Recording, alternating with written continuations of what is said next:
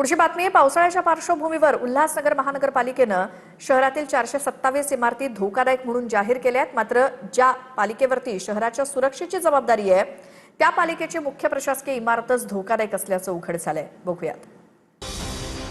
उल्हासनगर शहरातील धोकादायक इमारतींच्या यादीत महापालिकेच्या मुख्यालयाचाही समावेश असल्याची धक्कादायक माहिती पुढे आली आहे। शहराचं नियंत्रण हातामध्ये असलेल्या महापालिका प्रशासनाला 2 वर्षांपासून पर्यायी जागा मिळालेली नाही।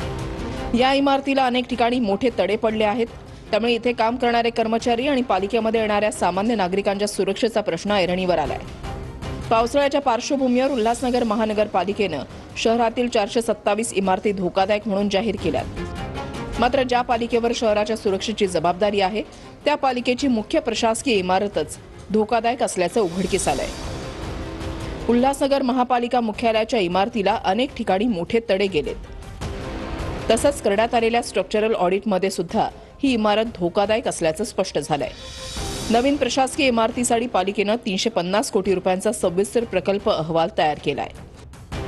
यापैकी राज्य सरकारनं 50 कोटी रुपयांचा निधी मंजूर केला असल्याची माहिती महापालिका अधिकाऱ्यांकडून देण्यात आली आहे। मात्र नवीन इमारतीचा प्रश्न अद्याप मार्गी लागलेला नसून पर्यायी जागेचा शोधही तब्बल 2 वर्षांपासून अपूर्ण आहे।